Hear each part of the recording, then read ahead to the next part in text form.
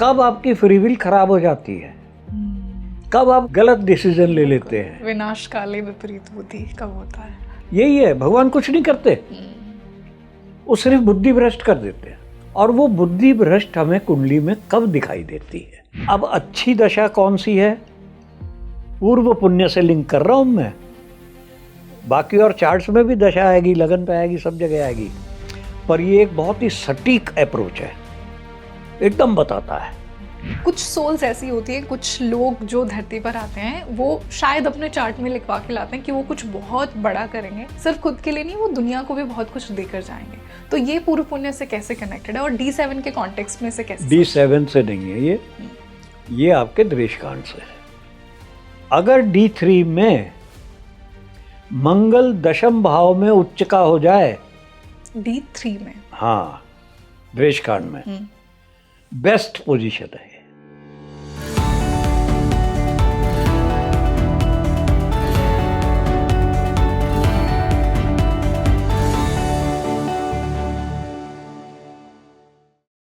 नमस्ते everyone, a very warm welcome on the show and I am your host Rangoli Sharma. देखिए, आज मैं astrology का ना एक इतना इम्पॉर्टेंट टॉपिक डिस्कस करने वाली हूँ इस डिस्कशन में, जो कि है पूर्व पुण्य। आई एम श्योर अगर आपने इस पॉडकास्ट पे क्लिक किया है या अगर आप ज्योतिष में बिलीव करते हैं, अगर आप अपने जीवन को एस्ट्रोलॉजी के माध्यम से समझते हैं, तो आई एम श्योर कि आप पूर्व जन्म में तो बिलीव करते ही होंगे। देखिए, पूरी एस्ट्रोलॉजी ही पूर्व जन्म का खेल है। आपने कुछ ना कुछ अच्छे कर्म किए होंगे, कुछ ना कुछ बुरे कर्म किए होंगे, हम सभी ने, जिनकी वजह से हमें लाइफ के कुछ ऐसे इवेंट्स मिलते हैं और कुछ ऐसी दशाएं होती हैं, कुछ पर्टिकुलर टाइम पीरियड होते हैं जब आप बहुत अच्छे कर्म करेंगे या फिर लाइफ आपको इतनी अच्छी अपॉर्चुनिटीज़ देगी। ये सब आपके पूर्व जन्मों का ही खेल है। कभी कभी ऐसा भी होगा कि आपको बहुत अच्छी लाइफ मिली है, फिर भी कुछ लोगों का पतन होता है वहाँ से। वो जानबूझ के या कारणवश या फिर अपनी इच्छाओं पे उनका कंट्रोल नहीं होता, वो नेगेटिव कर्म भी करते हैं। तो अपने चार्ट में आप पूर्व पुण्य या बुरा कर्म कैसे देख सकते हैं, कौन से हाउसेज इन्वॉल्व हैं, कौन से प्लैनेट्स इन्वॉल्व हैं, कौन से डिविजनल चार्ट्स इन्वॉल्व हैं, आपका लाइफ पर्पस, आपका सोल पर्पस, कि आपकी सोल बहुत कुछ बड़ा यहाँ पे करने आई है, ये आप अपने एस्ट्रोलॉजिकल चार्ट से कैसे देखेंगे, आज मैंने यही बात की है। बहुत ही अद्भुत डिस्कशन है, बहुत यूनिक इंसाइट्स मिले हैं, क्योंकि जो गेस्ट मेरे साथ जुड़े हैं वो जब भी हमसे मिलते हैं ऐसे रिसर्च बेस्ड उनके इंसाइट्स हमारे साथ शेयर करते हैं। I am sure you must have guessed him by now. Let's welcome our favourite VP Goyal sir once again on Speaking Tree. Sir, a very warm welcome on the show. Thank you. बहुत अच्छा लग रहा है फिर से मिले आज आप। बिल्कुल। अब तो और आज हम व्यूअर्स को उनका पास्ट लाइफ कर्मा, उनका पुण्य दिखाएंगे आपके थ्रू। आज का जो मैंने टॉपिक चुना है वो यही है कि आपकी कुंडली में आप पूर्व पुण्य किस प्रकार देखेंगे, कि आप पिछले जन्मों से कितना अच्छा कर्म इस जीवन में लेकर आ रहे हैं जो आप भोगेंगे इस जन्म में, या बुरा जन्म लेके या बुरा भी लेकर आ रहे हैं, कि जो भी आपने किया उसके रिजल्ट्स आपको कैसे मिलेंगे। तो सर, कहाँ से शुरुआत की जाए, कौन से हाउसेस को कंसिडर किया जाए? एक मिनट मैं उससे पहले आपको बधाई देता हूं कि आपने पूर्व पुण्य को मान लिया, पूर्व जन्म को मान लिया। लोग तो मानने को जरूरत समझते ही नहीं कि पूर्व जन्म भी हो सकता है। बिल्कुल। ठीक है, इस बारे में मैं आपको एक दो चीज बताऊंगा। पहले तो उसे समझे कि इनका असर कैसे होता है। जो आज की हम पूरी डिस्कशन करेंगे उसका जो प्रैक्टिकल पॉइंट जो हम अपने जीवन में ला सकते हैं वो ये है कि PP प्लैनेट्स और त्रिक के संबंध की दशा देख करके हम अपना जीवन का डिसीजन या निर्णय करें उस समय, या निर्णय अगर त्रिक का संबंध नहीं आ रहा है अच्छे निर्णय लें, त्रिक का संबंध आ रहा है तो जल्दी में बगैर सोचे समझे डिसीजन ना लें, तो लाइफ में आपको बहुत सुविधा होगी। पहला तो मैं कहूँगा कि चलो गीता की बात कर लेते हैं। वहाँ भगवान कृष्ण ने बोला है, अर्जुन, कभी भी ऐसा समय नहीं था कि जब मैं या तू इस पृथ्वी पर नहीं थे। बहुत बड़ा सेंटेंस है ये। बिल्कुल। किस रूप में थे, कैसे थे, क्या था। ठीक, महाभारत में ही एक और इंस्टेंस है कि भीष्म पितामह जब सरसैया पर पड़े हुए थे तब उन्होंने कृष्ण से सवाल किया था कि हे भगवान, आप तो सब जानते हो, अंतर्यामी हो, और मैं देख नहीं पा रहा हूं कि मेरे को ये क्यों भोगना पड़ रहा है। तो कृष्ण ने कहा, आप खुद देखो ना, आप भी तो अंतर्यामी हो। बहुत कहते मैं देख लिया, कई जन्म पीछे तक चला गया हूं मैं, पर मुझे नहीं आया। तो भगवान कृष्ण ने कहा कि आप 250वां जन्म देखिए अपना। 250th। वहां पर आप राजकुमार थे उस समय भी, जी। और आपको शौक था कि कांटे लेकर के जानवरों को चुभोते थे, उनको यातनाएं देते थे अपने बचपन में। वो आपको अब भुगतना पड़ रहा है। ये तो यहां की बात हो गई। अब दूसरा, मैं हिंदू ज्योतिष की बात करता हूं। हिंदू ज्योतिष के बेसिक ये 3 नियम ही हैं। पहला है कि पूर्व जन्म होता है। बिल्कुल।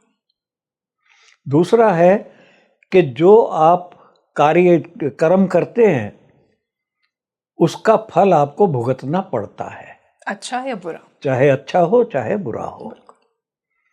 और उस जो आपके कर्म के रिजल्ट हैं उनको आपको कभी ना कभी भुगतना पड़ता है, आप उनको खत्म नहीं कर सकते। तो इसी के बेसिस पर देखो, पहले तो पूर्व पुण्य, अब जैसे अब आपकी बात पे शुरू होता हूं। एक जन्म होता है, बड़े अच्छी पोजीशन पे संतान का जन्म होता है, अच्छे प्रसिद्ध परिवार में होता है, समृद्ध परिवार में होता है। तो क्या कारण है भाई? जो बच्चा पैदा हुआ है, अगर पूर्व जन्म नहीं है तो वो क्यों वहां पैदा हो रहा है? या वो क्यों एक गरीब के घर में, जहां खाने पीने को नहीं है, लाले पड़े हुए हैं, और इतने केसेस आते हैं उसकी माँ उसे झाड़ी में फेंक गई, एक्सेप्ट ही नहीं किया। तो ये अपने आप से कैसे हो रहा है? बिल्कुल सर, कि आगमन से पहले ही एक बच्चे के लिए तो इतनी प्रिपरेशन इतनी हो रही है, प्रिपरेशन और हो एक गई। उसकी माँ के पास कुछ खाने को ही नहीं है। हाँ, ठीक है ना। तो ये है। अब यहाँ पर बहुत से, मैं कुछ चीज़ों को लपेट रहा हूँ पहले। बहुत से लोग आजकल के जो मॉडर्न साइंटिस्ट, बहुत डिबेट होती है टीवी पे इसकी, वो भी होती है fate and free will, yes, कि नियति और आपका अपना सामर्थ्य। अगर सब कुछ नियति है, बिल्कुल, तो आप क्या करना तो आप किस लिए हो? आपका तो कोई रोल ही नहीं है, पड़े रहो। पर उसके लिए भी हमारे शास्त्रों में, सब में, संस्कृत में, उसमें बहुत श्लोक है कि सोते हुए शेर के मुंह में हिरण खुद आकर के नहीं घुस जाता। संस्कृत के श्लोक है, उनकी ट्रांसलेशन बता रहा हूं। ये मैंने अपनी किताबों में भी लिखा है। या आपके पौधा लगाते हो, आम का पेड़ लगाते हो, और सोचते हो अपने आप आम आ जाएगा। गुड़ाई करनी पड़ेगी, पानी देना पड़ेगा, खाद देनी पड़ेगी, मेहनत तो करनी पड़ेगी, मेहनत करनी पड़ेगी। फाइनल रिजल्ट वो आपके किस्मत में लिखा है। परंतु प्रयास के बिना, एफर्ट के बिना, वो आपकी वो है विल या सेल्फ, जो मैं करता हूं। क्या बोला था मैंने पहले? फेट और फ्री विल। फेट और फ्री विल। तो ये फ्री विल है। इस फ्री विल को भी हम डिस्कस करेंगे ज्योतिष के माध्यम से, जी, कि कब आपकी फ्री विल खराब हो जाती है, कब आप गलत डिसीजन ले लेते हैं। विनाश काले विपरीत बुद्धि कब होता है? बिल्कुल, भगवान यही है। भगवान कुछ नहीं करते, वो सिर्फ बुद्धि भ्रष्ट कर देते हैं। और वो बुद्धि भ्रष्ट हमें कुंडली में कब दिखाई देती है? तो यहीं से टॉपिक शुरू हो जाता हूं मैं जी, एस्ट्रोलॉजी का। ठीक है, तो पहले तो समझते हैं भाई पूर्ण परमात्मा ग्रह, पूर्ण परमात्मा अंश ग्रह, वो कौन से हैं? अब पूर्ण देखिए, परमात्मा अंश ग्रह। इनको मैं पीपीपी बोलता हूँ पूर्ण परमात्मा प्लेनेट। ठीक है। अब बृहद पराशर में शुरू में ही लिखा है कि जो 9 ग्रह हैं वो भगवान के 9 अवतार के समकक्ष है। ओके। जैसे सबसे पहला अवतार मत्स्य अवतार है, उसका समकक्ष है केतु। दूसरा अवतार था आपका वराह, वाराह अवतार थे शनि। जैसे सूर्य राम है, कृष्ण चंद्रमा है, मंगल नरसिम्हा अवतार है, ओके। बृहस्पति वामन अवतार है, शुक्र परशुराम अवतार है, बुध बौद्ध है। ओके। तो इस तरह से ये दिए हुए हैं। तो 9 ग्रह हैं हमारे पास। इन 9 ग्रह में जो पूर्ण परमात्मा अंश ग्रह हैं वो 4 हैं, और वो पूर्ण परमात्मा अंश ग्रह कहाँ से शुरू होते हैं? सूर्य से शुरू होते हैं। सूर्य, चंद्रमा, मंगल, राहु, ये 4 ग्रह हैं जो पूर्ण परमात्मा अंश के हैं। बाकी में जीवात्मा भी है, बाकी ग्रहों में। ये मैं नहीं बोल रहा, पराशर जी ने बोला है ये। ठीक है। तो अब जो पूर्ण परमात्मा ग्रह होते हैं ये आपके डिसीजन मेकर हैं। ये भगवान की डायरेक्शन वाले ग्रह हैं। अगर लगन में, अब देखिए ये कर्म भूमि है, तो 10th हाउस और लगन हमारी बहुत इंपॉर्टेंट है। Absolutely. तो लगन में पूर्ण परमात्मा ग्रह का प्रभाव हो या दशम पे पूर्ण परमात्मा ग्रह का प्रभाव हो, या तो बैठे हो या दृष्टि हो, दृष्ट कर रहे हो या इनके स्वामियों को दृष्ट कर रहे हो, तो आप प्रयास करते हैं। अभी तक जो सारा कुछ लिखा है उसमें यह है कि ये अपने डिसीजन खुद ले सकते हैं। दशम को कर रहे हैं तो वो कर्म, अपने कर्म के बारे में खुद डिसीजन ले सकते हैं कि मुझे क्या करना है, हाँ। मैं क्या करने आया हूँ। और लगन पे हो तो वो जिंदगी में अपने डिसीजन खुद लेते हैं। ओके। अब मैं इसको इससे आगे बढ़ाया है। मैंने देखा कि भाई पूर्व पुण्य के कौन कौन से वर्ग हैं। ये तो जन्म कुंडली की बात बता दी उसने। पूर्व पुण्य देखने के लिए वैसे तो हर वर्ग पूर्व पुण्य से ही आ रहा है, पूरी एस्ट्रोलॉजी वहां से आती है, एस्ट्रोलॉजी ही उसके ऊपर भी। ठीक है। तो वो आइडिया वो अलग से नहीं कर सकता, परंतु 2 ग्रह, 2 चार्ट ज्यादा कंसर्न्ड है। एक सप्तांशा जो 5वें भाव का विस्तार है, संतान देखते हैं उससे, हमने एक पॉडकास्ट भी किया उस पे। और दूसरा है D5 पंचांशा, वो थोड़ा जेमिनी की तरफ चला जाता है, पर पंचांशा भी जो है वो डायरेक्टली 5th हाउस का वर्ग है।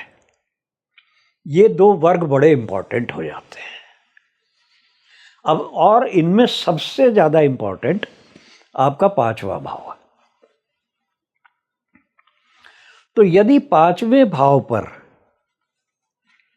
आपका ये पूर्ण परमात्मा ग्रह का प्रभाव आ रहा है, लगन पर आ रहा है, दशम पर आ रहा है, जिस भाव पे भी आ रहा है, तो वो बली हो जाता है। आप इंडिपेंडेंट डिसीजन लेते हैं, ठीक है। इसी तरह से सप्तांशा, सप्तांशा को मैं दूसरे उसमें पकड़ूंगा जब आप आएंगे कि भाई कहाँ हमारी मुसीबत होती है, क्या हमारे जिंदगी का एम है, सोल पर्पस, लाइफ पर्पस। जी। वो भी पास्ट लाइफ से आ रहा है, हाँ बिल्कुल सर। तो वो दूसरा चार्ट है। तो पहला मैं पंचांशा की बात करता हूं। जब भी आपके D5 में, पहले D5 की बात कर ले तो 7 पे बाद में आएंगे। जब भी त्रिकोण से हमारे पीपीपी प्लैनेट्स, अब मैं पूर्व परमात्मा नहीं बोल रहा, पूरा पीपीपी प्लैनेट्स का संबंध आ जाता है तो वो बहुत शुभ फल दे सकते हैं। आप कुंडली देखोगे किसी के D5 में अगर यहां पर आ रहा है तो उसका जन्म बहुत ही शुभता से हुआ है। ठीक है, 5th हो, 9th हो, लगन हो।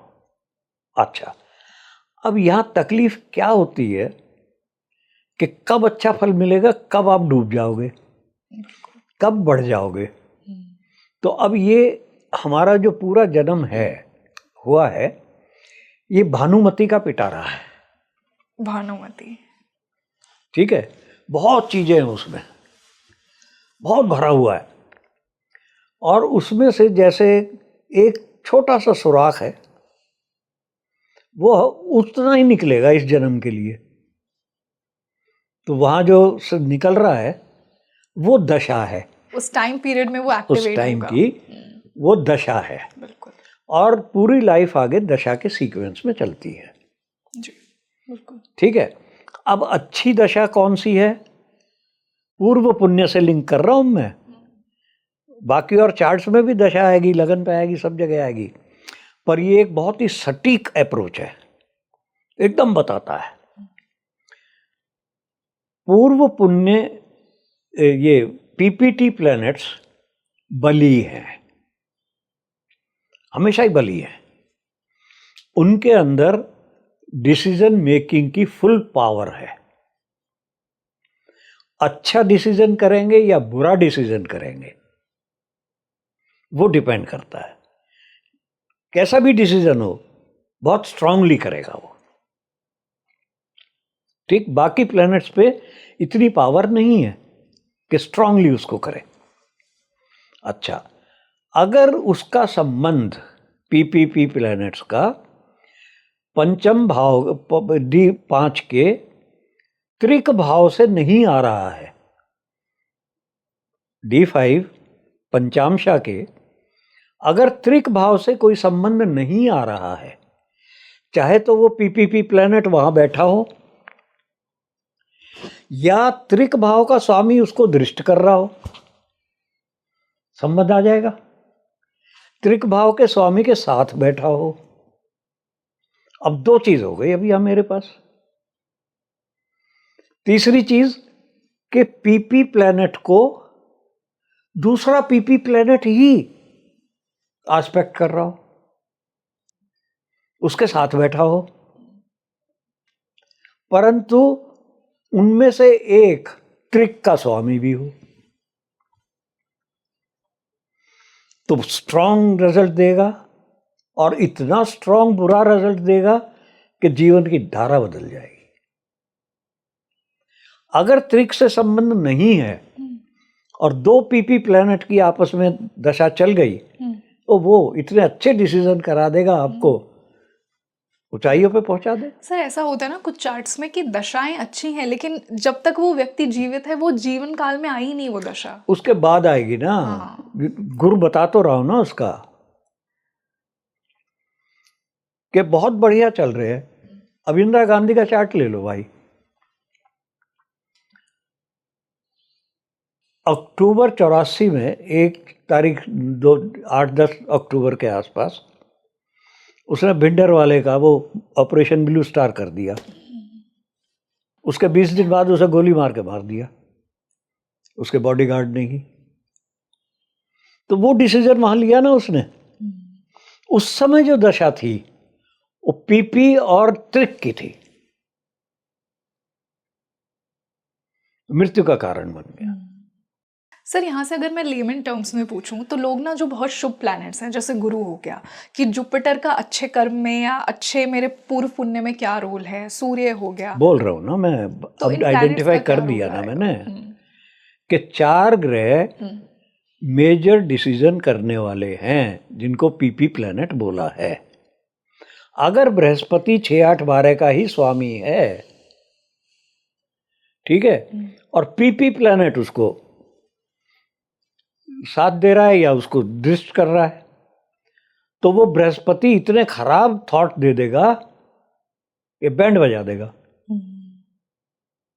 अगर बृहस्पति शुभ भाव का मालिक है, लॉर्ड है, शुभ भाव में ही बैठा हुआ है, और पीपी प्लैनेट की उस पर दृष्टि आ रही है, जो पीपी प्लैनेट त्रिक का नहीं है, तो इतने सुंदर डिसीजन लेगा वो, इतना बढ़िया टाइम होगा। तो भाई ये जो बाकी प्लैनेट है, इनका रोल जो है वो पीपी प्लैनेट गवर्न करते हैं।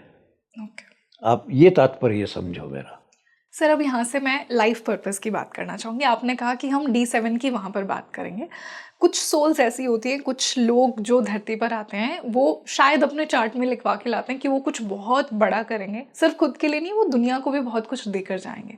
तो ये पूर्व पुण्य से कैसे कनेक्टेड है और D7 के कॉन्टेक्स्ट में से कैसे? D7 से नहीं है ये आपके दृश कांड से है। दृश कांड में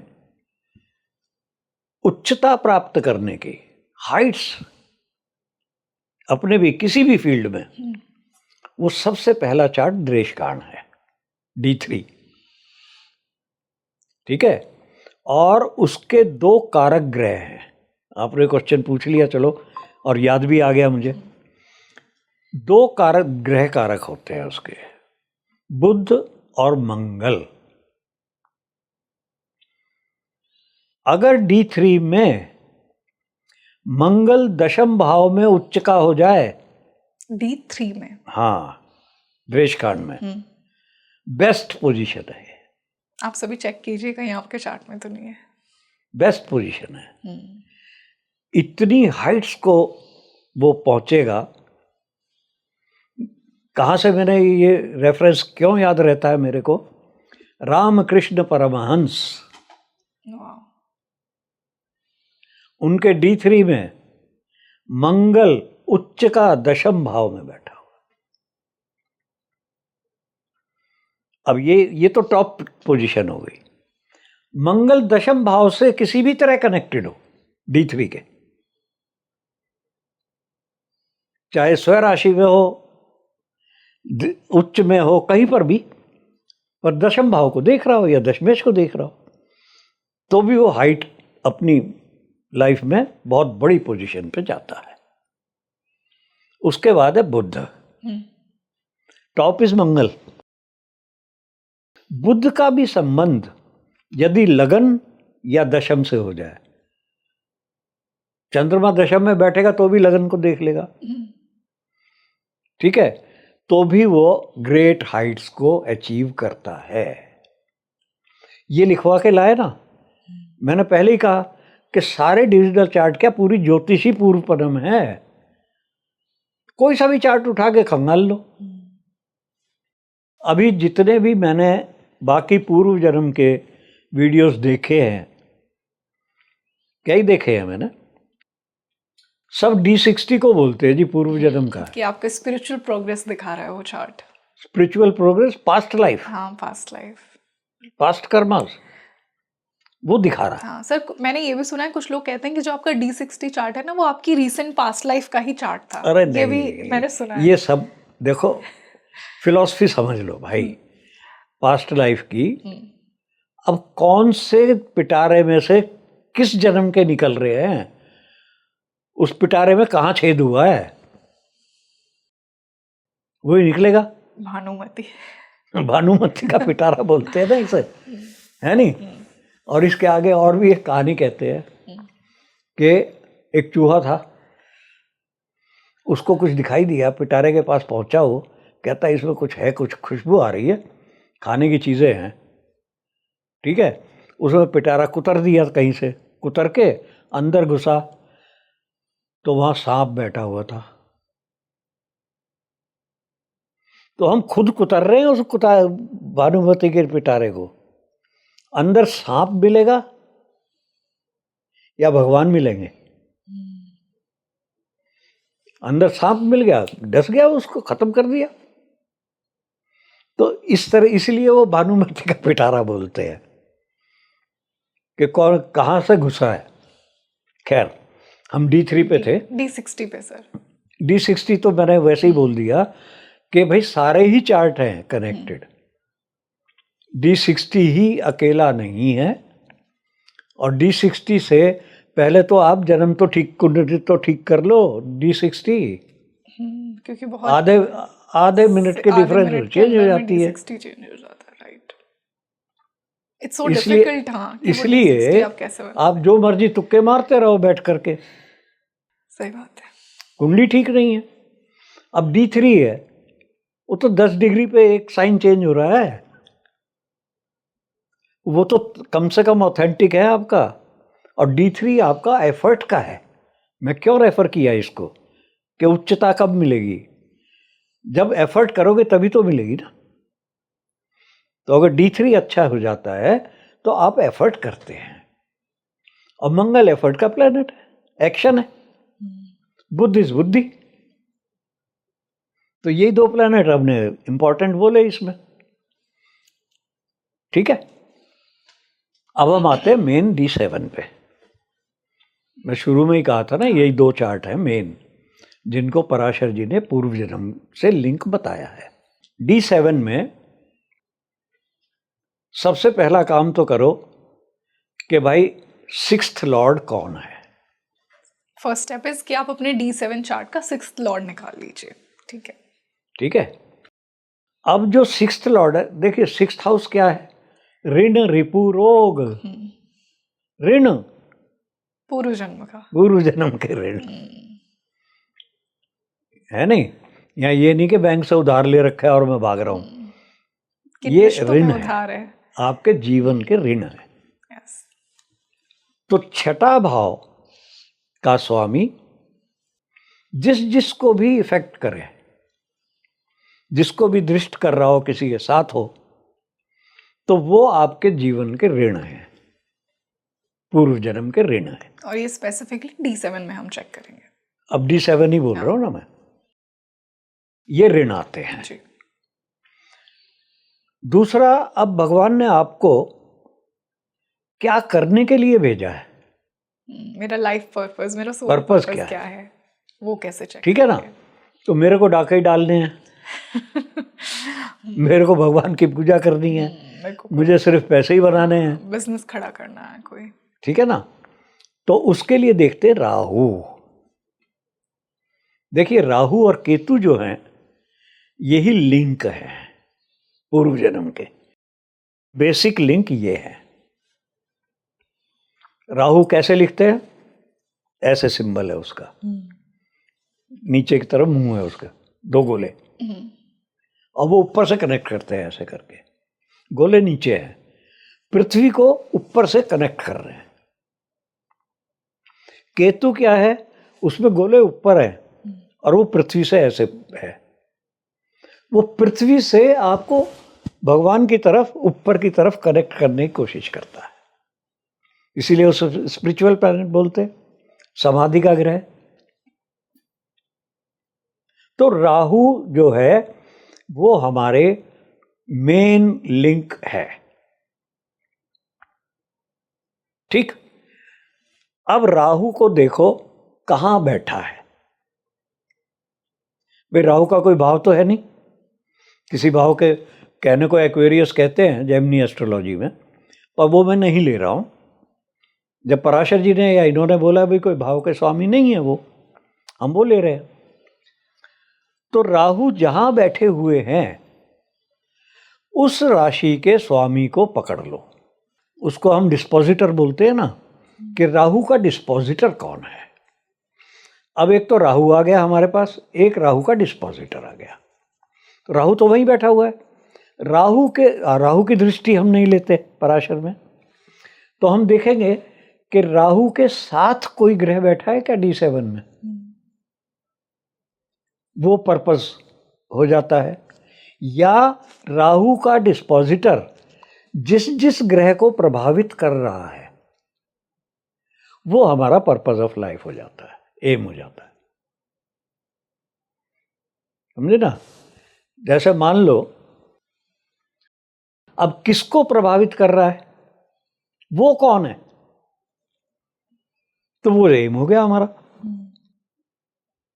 हमारी ज्योतिष में एक क्वेश्चन बहुत जरूरी होता है जिसका आंसर हमें मिलना चाहिए, या हमारी कैपेबिलिटी हो कि हम उसका आंसर कुंडली में देख सकें। हु इज दिस प्लैनेट, ये ग्रह कौन है, आइडेंटिफाई हिम।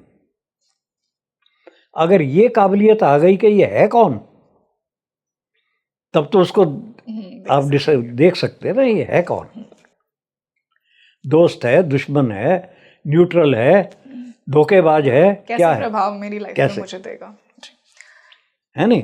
तो ये एक जरूरी होता है। सर बहुत से लोगों के चार्ट में ऐसा भी होता है कि उन्हें ना अपनी एग्जैक्ट बर्थ टाइम पता ही नहीं है, फिर भी उनका D1 तो सही आ जाता है, तो उस केस में कैसे पूर्व पुण्य पता लगेगा जब एग्जैक्ट टाइम ही नहीं पता आपको? जब एग्जैक्ट नहीं है मतलब डिविजनल चार्ट पे आप नहीं जा सकते। हाँ, डिविजनल चार्ट पे तो अप्लाई नहीं होगा फिर। हाँ, वो शक हो जाता है।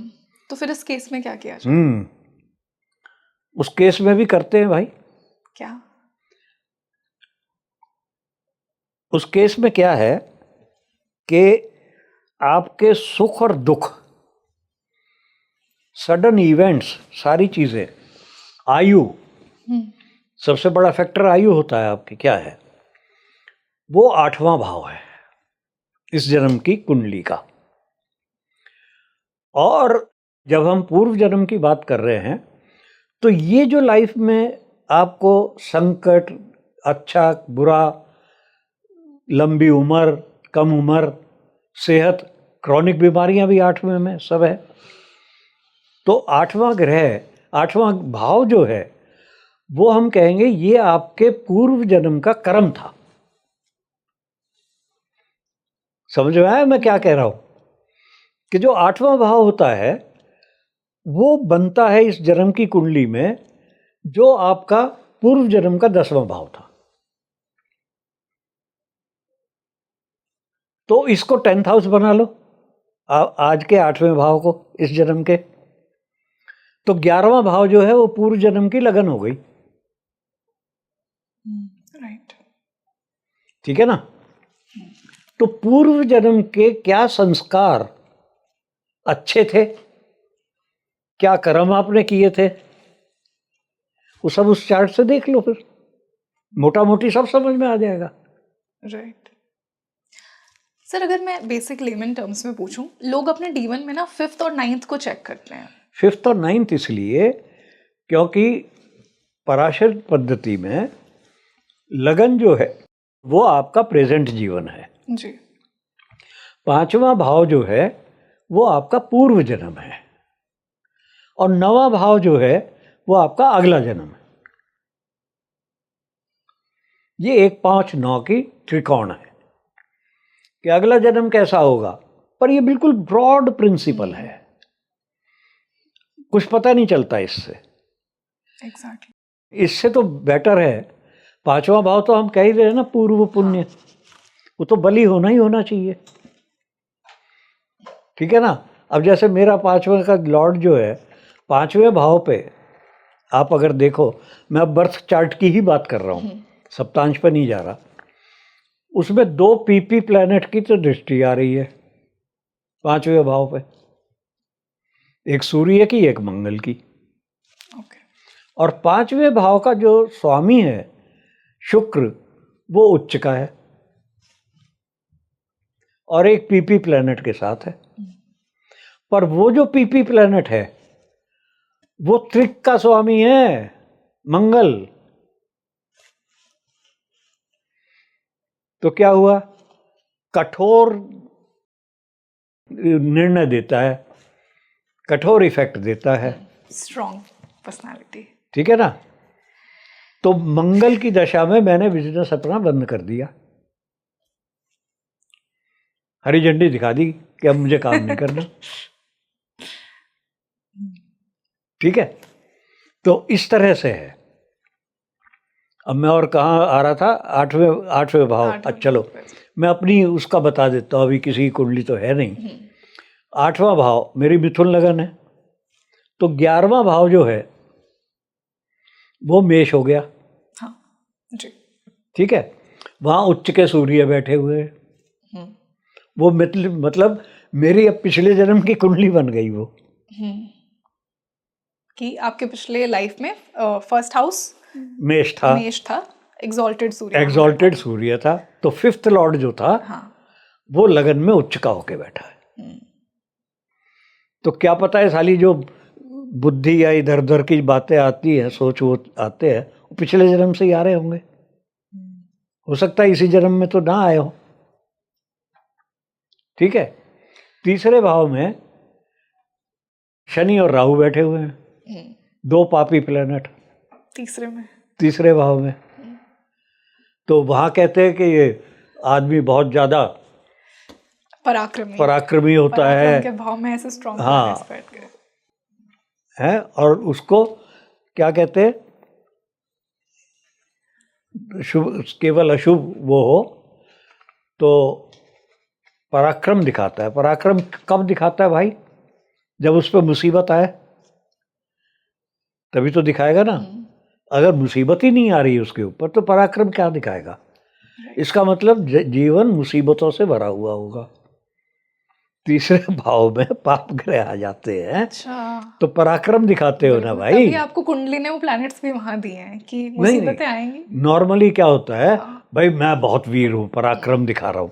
भाई कब दिखाएगा पराक्रम? मतलब मुसीबतें आई हैं लाइफ। हाँ, जब कोई तुम्हें थप्पड़ मारेगा जब ही तो मारोगे ना उसके थप्पड़। तो ये इंटरप्रिटेशन नहीं करते लोग। मैं हंसता हूँ उस पर कि जी मेरे तीसरे भाव में तो दो पाप ग्रह ही बैठे हुए हैं, मैं बहुत बली हूँ, एग्रेसिव हूँ। वो भैया सोच के तो देख कब एग्रेशन होगा। बीवी तेरे पीछे बेलन लेके भागेगी, तू आगे भागेगा फिर, ठीक है। तो मैं तो वो कह रहा हूँ पूर्व जन्म में ये हुआ होगा। अब देखा तो है नहीं ना, कोई चेक कर सकता, सिर्फ मजा ले सकते हैं उसका, ठीक है। अब वो बन गया 12वें घर में शुक्र बैठा है, बुध बैठा है, मंगल बैठा है। लगन का स्वामी जाके 12वें में बैठ गया। अब एक तरफ तो कह रहे हो बहुत बढ़िया था, अब ये घुमक्कड़ भी हो गया, कहीं हो गया। किसका साथ मिल रहा है? बृहस्पति देख लो, अब बृहस्पति 5वें भाव में बैठे हुए हैं। अब भाई बहुत बढ़िया है ये तो फिर कोई कुंडली देख के बोलेगा तुम राजा के दरबार में दरबारी थे। कोई बोलेगा तू राजा के दरबार में गेटकीपर था। एक बोलेगा उसमें झाड़ू लगाता था। राजा से कनेक्ट आ रहा है ना, सन से। तो अब ये इंटरप्रिटेशन है। सर बहुत से लोग ना ऐसा भी सोचते हैं कि वो अपना चार्ट देखें और उन्हें ये पता लग जाए कि मैंने पिछले जन्म में किस एरिया में बहुत अच्छा काम किया था, कि मेरी सोल कौन से सेक्टर्स का अच्छा कर्म लेकर आ रही है, कि मैं दान पुण्य बहुत करता था, मैंने लोगों की सेवा बहुत की। ये कैसे पता लगे? वही कह रहा हूँ ना। अब जैसे मेरा मेष लगन उदय हुआ, 12वें में बैठा हुआ है, खर्चा करता है, दान मान करता होगा, कह सकता हूँ। भाई मेन चीज है हम टेस्ट कैसे करें कि मैं पिछले जन्म में ये कर रहा था। जब तक हम ऑथेंटिकेट नहीं कर सकते,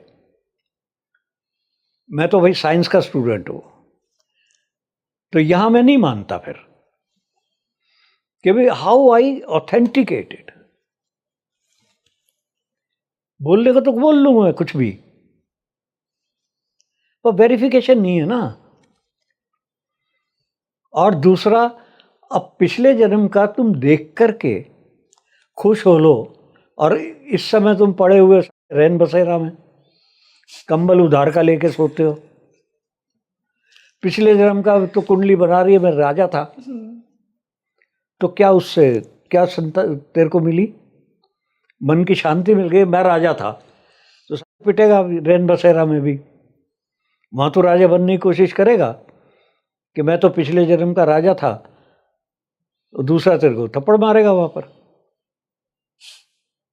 तो उसका कोई महत्व नहीं है। मेक सेंस है नहीं? Now I leave it to my viewers कि उन्हें क्या लगता है कि वो अपने पास्ट लाइफ में क्या थे और आज जो आपने रूल्स बताए I am sure they would apply. So as always एक बहुत ही इंसाइटफुल और इंटरेस्टिंग डिस्कशन था. हम नेक्स्ट पॉडकास्ट में ऐसा ही कुछ और अद्भुत करेंगे. चलो, thank you so much. Thank you. Me today. नमस्कार. जय श्री राम. जय श्री राम. तो आप मुझे कमेंट सेक्शन में बताइए कि आपको आज का ये डिस्कशन कैसा लगा. आपके 5th हाउस, आपके 9th हाउस, आपके D3, आपके D7 के क्या कॉम्बिनेशंस बता रहे हैं कि आप अपने पूर्व जन्म का अच्छा कर्म लेकर आए हैं या थोड़ा नेगेटिव कर्म लेकर आए हैं. आपको क्या लगता है कि आप उसे कैसे भोग रहे हैं इस जीवन में. आपके जो भी ओपिनियंस हैं, जो भी क्वेश्चन है आज के इस पॉडकास्ट से, जो आप अपने चार्ट के बारे में पूछना चाहते हैं कि मैं सर से पूछकर आप तक उनके आंसर्स पहुंचाऊं, वो मुझे कमेंट सेक्शन में ज़रूर बताइए. मैं आपके लिए ऐसे ही इंसाइटफुल डिस्कशंस लेकर आती रहूँगी. This is your host Rangoli Sharma. I see you in another podcast. नमस्ते.